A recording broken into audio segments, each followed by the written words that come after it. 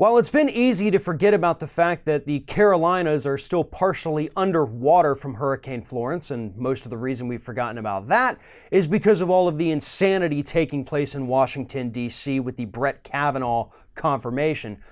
But we have to understand that we have a major portion of the United States right now underwater.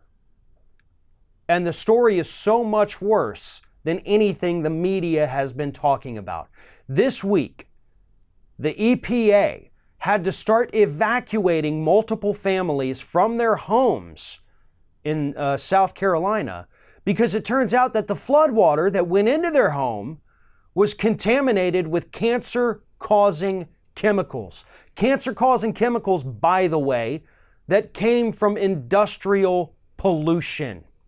You know, there were multiple, I think there were actually 70, according to Kyla Mandel writing for Think Progress, 70 Superfund sites in the direct path of Hurricane Florence.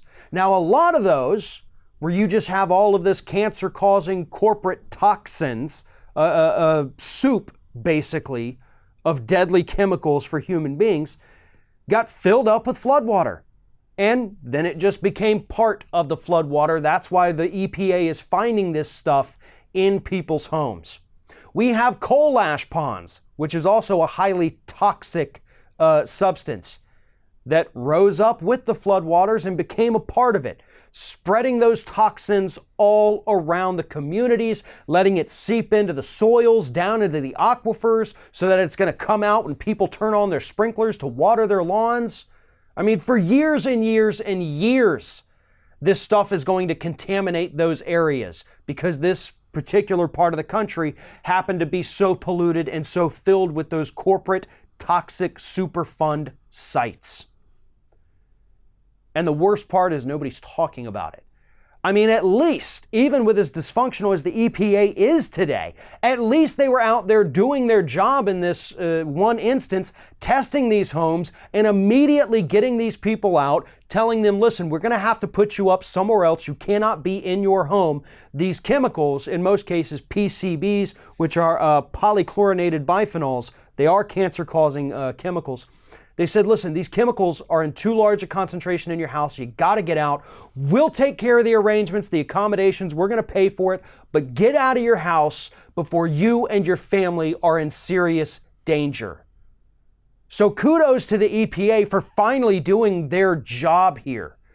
But the big question remains, with all the budget cuts that have taken place at the EPA, all the staff members that have been let go or quit because of Donald Trump, are there enough people to go out there and test all the homes? Are they testing all the floodwaters? Are they testing these ponds and these Superfund sites that leaked out there? Probably not. And they need to be. American lives are at stake with this.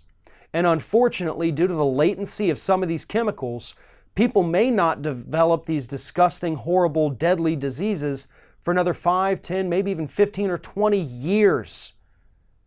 And the reason these diseases will develop is because we as a country have done such a poor job of reining in corporate pollution that we just let it sit there in these Superfund sites or these coal ash ponds, just waiting for the next natural disaster to spread those all over the local communities. And that is exactly what has happened in the wake of Hurricane Florence.